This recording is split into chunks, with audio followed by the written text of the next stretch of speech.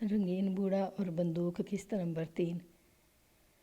صفیہ کا بھائی مجھے قاتل تو نظر نہیں آتا تھا، لیکن حالات انتہائی بزدل اور شریف آدمی کو بھی قاتل بنا دیا کرتے ہیں۔ اس کے خلاف یہ شہادت بن سکتی تھی کہ قتل کے وقت وہ گھر سے بلکہ شہر سے غیر حاضر ہوتا، اس کا کوئی ثبوت نہیں ملتا تھا۔ پھر یہ شہادت درکار تھی کہ اس کو مقتول کی زمینوں کے علاقے میں بندوق کے ساتھ دیکھا گیا۔ یہ شہادتیں نہ ملنے کے باوجود میں اس شخص کو چھوڑ نہیں سکتا تھا۔ وجہ موجود تھی جو اس کے خلاف شک پیدا کرتی تھی۔ اس کے بعد میں نے اس کے چھوٹے بھائی سے پوچھ گچھ کی، یہ بھی انکار کرتا تھا۔ اس کو اپنے بہنوئی اور اپنی بہن پر بہت غصہ تھا۔ میں نے اس کے بڑے بھائی سے بھی اور اس سے بھی اس کی دھمکی کا پوچھا جو انہوں نے صفیہ کی ساس کے ذریعے مقصودہ کی ماں تک پہنچائی تھی۔ ہاں جی، نوجوان نے کہا ہے، ایسی بات میں نے کبھی کہی تھی اور میرے بہنوئی نے بھی کہی تھی، لیکن ہم نے اس دھمکی پر عمل نہیں کیا اور عمل کرنے کا ارادہ بھی نہیں تھا۔ ہم میں اتنی جان نہیں کہ اتنے بڑے آدمی پر ہاتھ ڈالتے۔ ان لوگوں میں اتنی جان تھی یا نہیں یہ تو میں ابھی دیکھنا تھا۔ سب سے پہلے تو مجھے ان کی بندوق کی ضرورت تھی۔ میری اپنی ضرورت یہ تھی کہ پوری رات گزر گئی تھی اور میں مشتبہوں کے ساتھ جھک جھک کر رہا تھا۔ کل کا جو دن گزرا تھا وہ آپ کو سنا چکا ہوں۔ مجھے تھوڑے سے آرام کی ضرورت تھی۔ صبح کے 7 ساڑھے 7 بجے کا وقت ہو گیا تھا۔ میں اپنے گھر چلا گیا، نہا کر ناشتہ کیا اور تقریباً 2 گھنٹے سو کر واپس آیا۔ صفیہ کے بھائیوں کو ساتھ لیا اور ان کے گھر کو روانہ ہو گیا۔ راستے میں وہ میری منتیں کرتے رہے کہ میں ان کے گھر کی تلاشی نہ لوں۔ یہ خاص طور پر خیال رکھیں کہ یہ شہری لوگ تھے اور کچھ پڑھے لکھے بھی تھے، اس وجہ سے یہ دیہاتیوں سے مختلف تھے۔ دیہات کے لوگ لڑائی، مار کٹائی اور قتل سے نہیں ڈرتے، قتل کر کے فخر کرتے ہیں۔ شہری اپنی تہذیب کی وجہ سے برداشت کر لیتے ہیں۔ میں ان کے گھر چلا گیا اور محلے سے 2 گواہ لے کر بندوق اس طریقے سے برآمد کی جو قانون کے مطابق تھا۔ ان کے گھر میں جتنے کارتوس تھے وہ بھی اپنے قبضے میں لے لیے۔ وہاں میں نے پہلی بار صفیہ کو دیکھا۔ کشش والی عورت تھی۔ سب سے بڑی کشش یہ تھی کہ وہ جوان تھی اور اس کا رنگ ذرا صاف ستھرا تھا۔ وہ کوئی خاص طور پر خوبصورت عورت نہیں تھی۔ میں نے اس کو کمرے میں الگ بٹھا لیا۔ صفیہ، میں نے اس کو کہا، تمہارے پاس سے انکار کی کوئی گنجائش نہیں۔ مجھے سب معلوم ہو چکا ہے، تمہارے بھائیوں نے بھی بتا دیا ہے، تمہاری ساس اور خامد کے بیان بھی لے چکا ہوں۔ تم اب کہو گی یہ سب غلط ہے تو میں نہیں مانوں گا، الٹا تم خود پریشان ہوگی۔ ذرا سوچو کہ میں تمہیں تھانے لے جاؤں تو تمہاری جو ذرا سی عزت رہ گئی ہے وہ بھی جاتی رہے گی۔ تم انکار نہیں کر سکتی کہ ملک رحمت اللہ کے ساتھ تمہاری خفیہ دوستی تھی۔ کہو کیا کہتی ہو؟ اس نے سر جھکا لیا اور بہت ہی آہستہ سے اقرار کیا کہ یہ بات ٹھیک ہے۔ اب ایک اور سچی بات تمہارے آگے رکھتا ہوں۔ میں نے جھوٹ بولا، اس بات کو بھی جھٹلانا نہیں۔ کل صبح تمہارے دونوں بھائی بندوق لے کر باہر نکل گئے تھے۔ تمہیں تو یہ پتہ نہیں ہوگا کہ باہر کون کون ان کے ساتھ گیا تھا۔ مجھے یہ بتاؤ کہ وہ کس وقت واپس آئے تھے؟ کل صبح، اس نے حیران ہو کر کہا۔ کل صبح وہ باہر نکلے ہوں گے لیکن بندوق لے کر نہیں گئے۔ پھر یہ پرسوں صبح کی بات ہوگی۔ میں یاد کر کے بتا سکتی ہوں کہ وہ کس وقت نکلے اور کس وقت واپس آئے، اس نے کہا، لیکن یہ میں پورے یقین کے ساتھ کہہ سکتی ہوں کہ وہ بندوق لے کر نہیں گئے۔ اگر آپ کو یہ شک ہے کہ ملک رحمت کو میرے بھائیوں نے قتل کیا ہے تو یہ شک دل سے نکال دیں۔ کیا تمہیں ملک رحمت کے مرنے کا کوئی افسوس نہیں؟ میں نے پوچھا۔ نہیں، اس نے بڑی پختہ آواز میں جواب دیا۔ میں اس کے جھانسے میں آ گئی تھی۔ اس نے میرے خامد کی بیماری پر بہت خرچ کیا تھا۔ میں تو دعائیں مانگتی تھی کہ میرا خامد ٹھیک ہو جائے۔ میں ملک رحمت کی باتوں میں آ گئی اور اپنا آپ گنوا بیٹھی۔ وہ بڑا گھٹیا آدمی تھا، مجھے اپنی عشق بازیاں سنایا کرتا تھا۔ آپ شاید یقین نہیں کریں گے کہ میں نے اس کے ساتھ تعلق توڑ لیا تھا۔ کیا وجہ تھی؟ اس نے اپنے زمینوں والے گاؤں کی کسی عورت کے ساتھ یارانہ گانٹھ لیا تھا، صفیہ نے جواب دیا۔ مجھے جب بھی ملتا تو اس عورت کی باتیں سناتا کہ وہ کس طرح اس پر مرتی ہے۔ وہ کہتا تھا کہ اس کے 3 بھائی ہیں اور خامد بھی ہے، یہ عورت ان کی پرواہ نہیں کرتی۔ اس نے مجھے یہ بتایا تھا کہ ایک روز اس عورت کے بھائیوں نے اس کو دھمکی بھیجی تھی کہ وہ اپنی زمین کی حدود سے باہر قدم نہ رکھے ورنہ مارا جائے گا۔ کیا تم نے اس بات کو سچ مان لیا تھا؟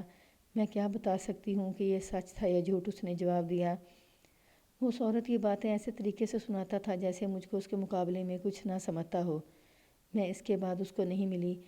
ملک رحمت کب تک تمہارے خامد کے پاس آتا رہا ہے؟ میں نے جب اس کے ساتھ تعلق توڑ لیا اس سے مہینہ پہلے تک آتا رہا، صفیہ نے جواب دیا۔ پھر اس نے وہاں آنا چھوڑ دیا، جس کی ایک وجہ یہ تھی کہ میرے خامد کو اور میرے بھائیوں کے ہمارے تعلقات کا پتہ لگ گیا تھا۔ میں نے اسے کہا تھا کہ وہ میرے گھر میں نہ آیا کرے۔ تم نے ایک بات سچ بتا دی ہے، میں نے کہا۔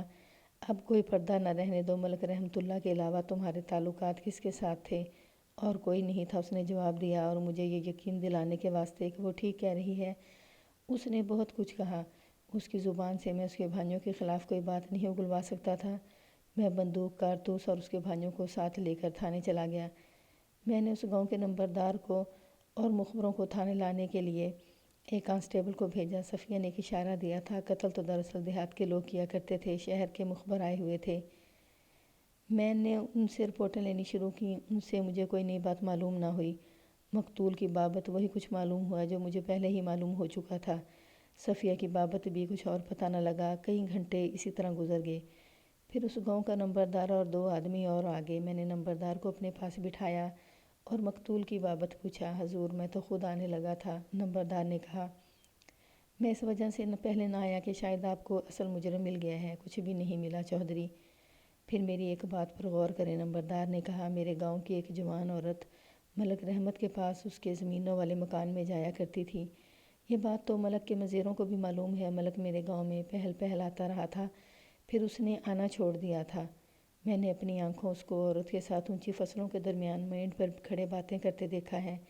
اس میں کوئی شک شبہ نہیں کہ ان کے آپس کے تعلقات تھے۔ پھر میں آپ کو یہ بھی بتا دوں کہ ملک رحمت نے میرے گاؤں میں آنا کیوں چھوڑا تھا۔ اس عورت کے بھائیوں کو اپنی بہن کی کرتوت کی خبر ہو گئی تھی، اور وہ اس عورت کے خاوند کے ساتھ مل کر ملک کو مارنے پیٹنے کے لیے تیار ہو گئے تھے۔ لیکن ملک کے ایک مزیرے نے اس کو پہلے خبردار کر دیا تھا۔ کیا ان لوگوں کے پاس شکاری بندوق ہے؟ ہاں جی، اس نے جواب دیا۔ ان کے پاس 12 بور کی 2 نالی بندوق ہے۔ انہوں نے اپنی بہن کو مار مار کر بے ہوش کر دیا تھا، پھر اس کا گاؤں میں سے باہر جانا بھی بند کیا ہوا تھا۔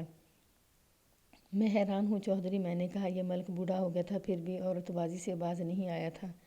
یہ شراب کی طاقت تھی جناب، اس نے کہا۔ پھر یہ پیسے کی طاقت تھی۔ پھر کیا ہوا؟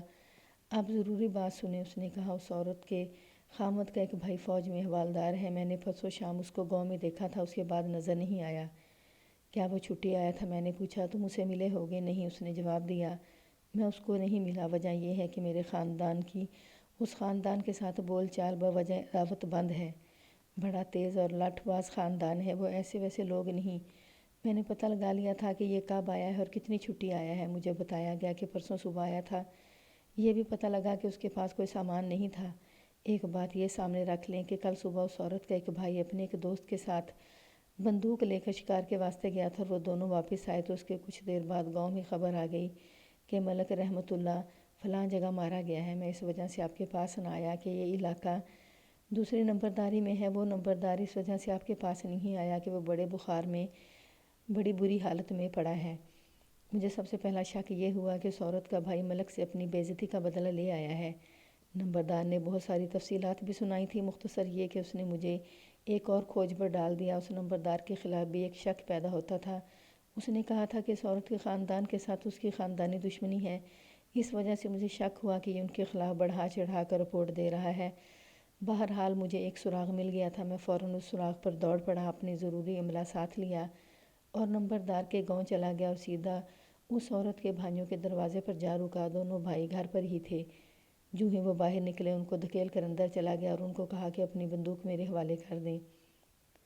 انہوں نے 2 گواہوں کی موجودگی میں بندوق برآمد کرا دی اور میں نے کارتوس بھی اپنے قبضے میں لے لیے۔ یہ بندوق کب چلائی تھی؟ میں نے ان کے گھر میں کھڑے کھڑے پوچھا۔ کل صبح، ایک بھائی نے جواب دیا۔ میں شکار پر گیا تھا، 15-16 پرندے مارے تھے۔ اور وہ جو بڑا شکار، موٹا شکار کیا ہے؟ میں نے کہا۔ نہیں حضور، اس نے جان بنتے ہوئے جواب دیا۔ شکار کے واسطے تو بہت آگے جانا پڑتا ہے، ہم زیادہ دور نہیں گئے تھے۔ جو موٹا شکار تم نے کیا ہے وہ تو یہاں بالکل ہی قریب تم لوگوں کو مل گیا تھا، میں نے کہا، اور اس کے قریب ہو کر اس کے کان میں آہستہ سے کہا، میں ملک رحمت کی بات کر رہا ہوں۔ وہ اس طرح پیچھے ہٹا جیسے میں نے اس پر حملہ کرنے کی خاطر خنجر نکال لیا ہو۔ اس نے نمبردار کی طرف دیکھا جو ہمارے قریب ہی کھڑا تھا۔ نمبردار، اس نے دانت پیس کر نمبردار کو کہا، دشمنی میدان میں نکل کر کلہاڑیوں اور لاٹھیوں سے پوری کی جاتی ہے۔ تم نے تھانے میں جا کر یہ جھک ماری ہے کہ ملک رحمت کو میں نے گولی ماری ہے۔ لعنت ہے تیری مردانگی پر، مرد اوچھا وار نہیں کیا کرتے۔ تم میرے ساتھ بات کرو یار، میں نے کہا۔ مجھے معلوم ہے کہ نمبردار کے ساتھ تمہاری دشمنی ہے، میں اب اس کی نہیں تمہاری بات سنوں گا۔ میرے ساتھ سچ بولو گے تو میں تمہارا دوست بن جاؤں گا۔ چوہدری، دوسرے بھائی نے نمبردار کو کہا، ہم تیرے اس وار کا جواب میدان میں دیں گے، ہم ذرا پولیس سے بھگت لیں۔ وہاں نمبردار کے 1-2 رشتہ دار بھی موجود تھے۔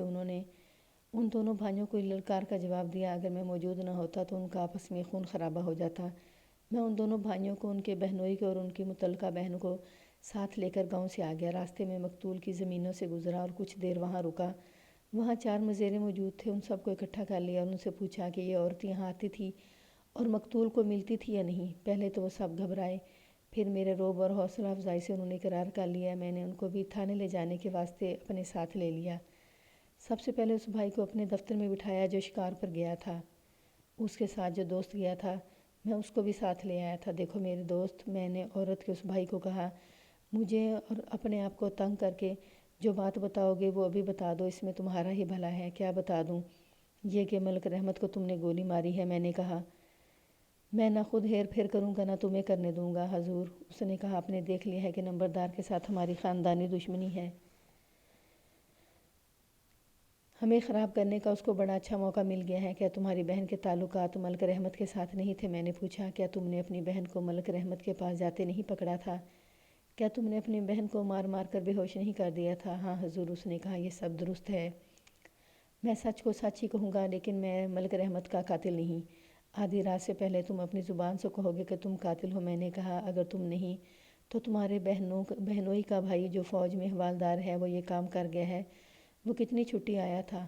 کون سا حوالدار؟ اس نے حیران ہو کر کہا، وہ تو نہیں آیا۔ کیا وہ پرسوں یہاں نہیں تھا؟ نا جی۔ اس نے کہا، آپ کو کس نے بتایا ہے؟ نمبردار اتنا بڑا جھوٹ نہیں بول سکتا تھا۔ میں اپنے کمرے سے نکلا اور نمبردار کو الگ کر کے کہا کہ یہ شخص کہہ رہا ہے کہ اس کے بہنوئی کا بھائی حوالدار نہیں آیا تھا۔ نمبردار نے کہا کہ میں چاہوں تو وہ ان آدمیوں کو گاؤں جا کر تھانے لے آتا ہے جنہوں نے حوالدار کو دیکھا تھا۔ چودھری، میں نے اس کو تھانے داروں کے روب سے کہا، یہ جھوٹ نکلا تو میں تمہیں نہیں چھوڑوں گا۔ پھر چھوٹے تھانے دار صاحب کو یا اپنے کسی حوالدار کو گاؤں بھیج کر معلوم کرائیں۔ اس نے کہا، اب تو مجھے اپنا سچ ثابت کرنا ہی پڑے گا۔ میں نے اس کو گاؤں نہیں جانے دیا۔ مجھے ایک خیال آ گیا۔ میں نے اس عورت کے دوسرے بھائی کو باہر ہی الگ کر کے پوچھا کہ وہ حوالدار کتنی چھٹی آیا تھا۔ اس نے بھی لا علمی کا اظہار کیا۔ میں نے ان کی بہن کو بلایا اور پوچھا تو اس نے ایسے لہجے میں انکار کیا جس سے مجھے پکا شک ہو گیا کہ وہ جھوٹ بول رہی ہے۔ میں نے دونوں بھائیوں کو ان کی بہن کے پاس بلایا، اس عورت کے خاوند کو بھی بلایا۔ تم چاروں میرے سامنے آپس میں مشورہ کر کے مجھے بتاؤ کہ ان کا حوالدار پرسوں گاؤں میں تھا یا نہیں۔ میں نے ان کو کہا، اس عورت کے ساتھ تھانے میں جو سلوک ہوگا وہ کل صبح اس سے پوچھ لینا، لیکن اس کے منہ سے بات نہیں نکلے گی، انکار کرو۔ میں تمہارے خاندان کے بچے سے بوڑھے تک کو، مردوں اور عورتوں کو تھانے بلا لوں گا۔ انہوں نے ایک دوسرے کی طرف دیکھا، آپس میں انہوں نے کوئی بات نہیں کی، آنکھوں ہی آنکھوں میں فیصلہ کر لیا۔ ہمارے انکار کی ایک وجہ ہے جناب، اس عورت کے خاوند نے کہا، حوالدار میرا بھائی ہے، وہ بغیر چھٹی کے آیا تھا، ایک صبح آیا اور اگلے روز چلا گیا تھا، وہ قریب ہی چھاؤنی میں ہوتا ہے۔ اس نے کہا تھا کہ کسی کو بتانا نہیں۔ آپ نے محترم احمد یار خان کی کہانی میں پڑھا ہوگا، ایک فوجی بغیر چھٹی کے اپنے گاؤں آیا اور اپنے کسی دشمن کو قتل کر کے چلا گیا۔ اس کی رجمنٹ میں پولیس اس کی گرفتاری کے واسطے گئی تو اس کے افسروں نے کہا کہ وہ ڈیوٹی پر تھا، گاؤں تک کس طرح جا سکتا تھا، اس طرح اس کو بچا لیا گیا۔ اس کیس میں مجھے بھی شک ہو گیا تھا کہ یہ حوالدار ملک رحمت اللہ کو قتل کرنے آیا تھا اور اس کو موقع مل گیا، اس نے مقتول پر کارتوس چلایا اور واپس اپنی چھاؤنی میں چلا گیا۔ یہ اس طرح ہوا ہوگا کہ اس عورت کا بھائی شکار کے بہانے بندوق اور ایک دوست کو لے کر گاؤں سے نکلا، حوالدار گاؤں سے کہیں دور کھڑا ہوگا، اس نے بندوق لی اور ملک رحمت اللہ کو دیکھنے لگا۔ ملک رحمت اللہ کی موت اس کو بڑی موزوں جگہ لے گئی۔ میں جانتا تھا کہ چھاؤنی جا کر اس کی رجمنٹ میں گیا تو مجھے کہا جائے گا کہ یہ حوالدار تو فلاں ڈیوٹی پر اپنی رجمنٹ میں موجود تھا، لیکن پہلے تو میں نے یہ معلوم کرنا تھا کہ حوالدار ان دونوں شکاریوں کو راستے میں ملا تھا یا نہیں۔ میں نے اس عورت کے بھائی سے، جس کو میں نے اپنے پہلے کمرے میں بٹھایا تھا، اس سے پوچھا کہ اس کے ساتھ شکار پر کون گیا تھا۔ اس نے نام بتایا تو میں نے ایک کانسٹیبل کو بھیجا کہ اس کو گاؤں سے لے آئے۔ اس کے آنے تک میں نے اس عورت کو اپنے کمرے میں بٹھایا اور پوچھ گچھ کرنے لگا۔ صفیہ کی طرح اس نے بھی مقتول کے ساتھ اپنے تعلقات کو تسلیم کر لیا۔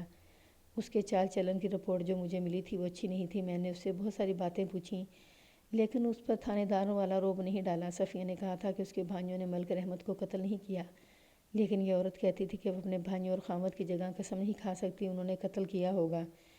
میری تفتیش کے دباؤ میں آ کر اس نے یہ بھی بتا دیا کہ ملک رحمت سے پہلے اس نے اسی طرح کی دوستی گاؤں کے ایک اور آدمی کے ساتھ لگائی تھی۔ اس نے ملک رحمت کو دوست بنا لیا تو پہلے دوست کو اس نے 2-3 بار کہا تھا کہ وہ ملک رحمت کو زندہ نہیں چھوڑے گا۔ یہ تو کہنے کی بات ہوتی ہے، دھتکارے ہوئے عاشق اس طرح کی دھمکیاں اکثر دیا کرتے ہیں۔ لیکن میں نے اس شخص کو بھی مشتبہ فہرست میں شامل کر لیا۔ میرا پختہ شک اس عورت کے بھائیوں اور خامد پر تھا۔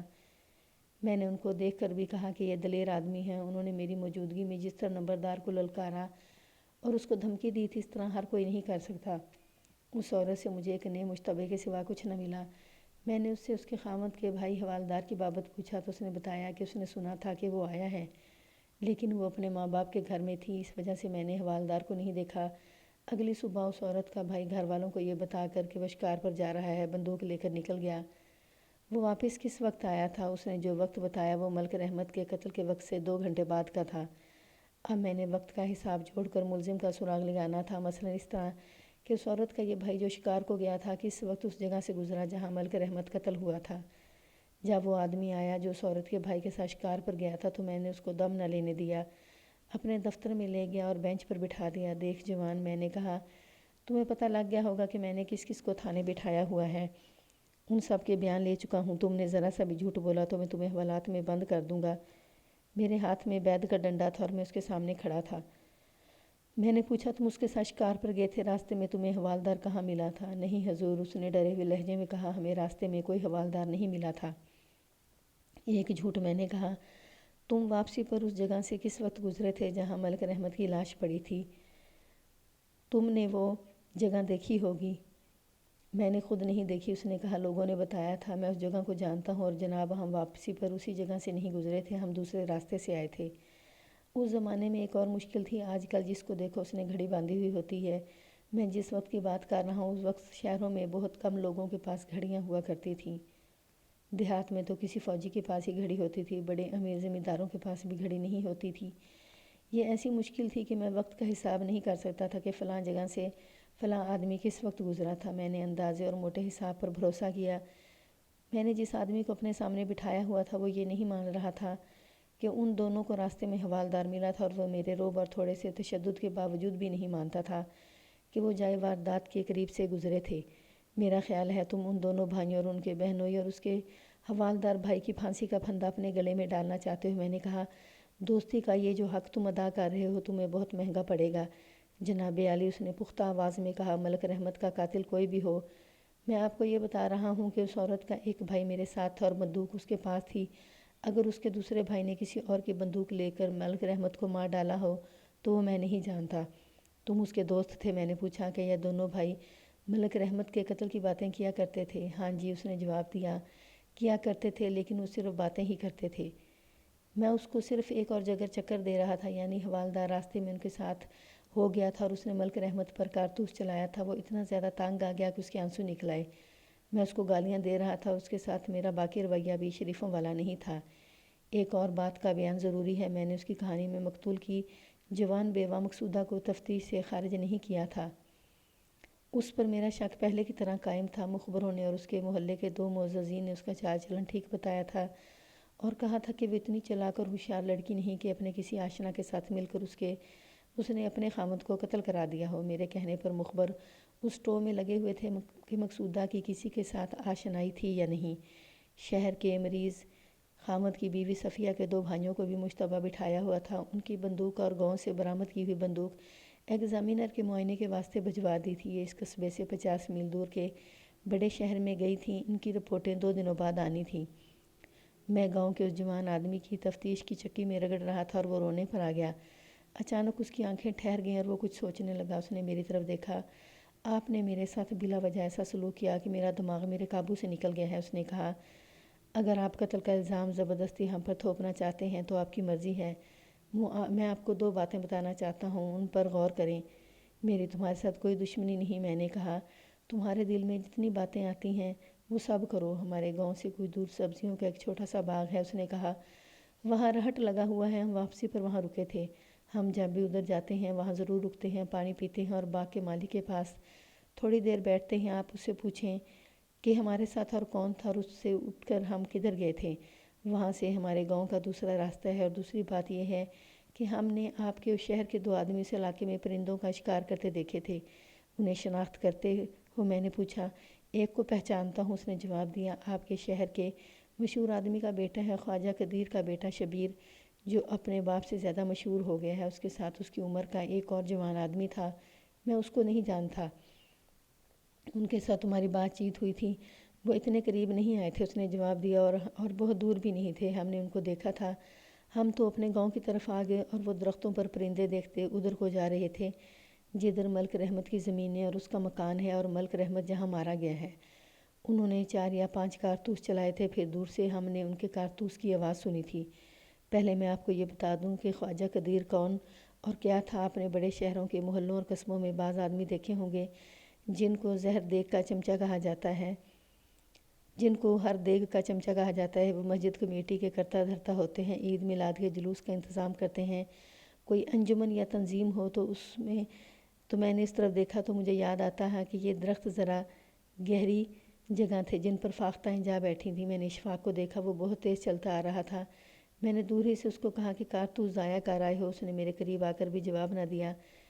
پھر میں نے پوچھا کہ کوئی فاختہ نہیں مری؟ تب اس نے کہا کہ اڑ گئی ہیں۔ پھر کہنے لگا کہ چلو چلیں۔ وہ بہت گھبرایا ہوا تھا، بلکہ ڈرا ہوا تھا، جیسے اس نے کوئی ڈراؤنی چیز دیکھ لی ہے۔ مجھے اب یاد آتا ہے کہ اس کے چہرے کا رنگ بھی کچھ عجیب سا ہو گیا تھا۔ میں اس سے پوچھتا رہا کہ تمہیں کیا ہو گیا ہے، تو وہ کوئی جواب نہیں دیتا تھا۔ میں اٹھا اور اس کے ساتھ چل پڑا۔ اس کی حالت بگڑتی جا رہی تھی اور وہ بار بار کہتا تھا کہ تیز چلو۔ ہم سیدھے راستے پر جا رہے تھے تو اس نے کہا کہ چلو ادھر سے چلتے ہیں۔ وہ مجھے ایک طرف اور لے گیا تھا۔ میں آخر رک گیا، اس کا بازو پکڑ کر اس کو بھی روکا اور پوچھا کہ اس کو کیا ہو گیا ہے۔ شبیر کا اتنا ہی بیان سن کر مجھے یقین ہو گیا کہ ملک رحمت کا قاتل اشفاق ہے۔ وہ اپنے دوست کو تو نہیں بتا سکتا تھا کہ وہ کیا کر رہا ہے، لیکن اس کا دوست اس کے پیچھے پڑ گیا کہ اس کو کیا ہو گیا ہے۔ یار تم کیوں پریشان ہوتے ہو؟ اشفاق نے شبیر کو بتایا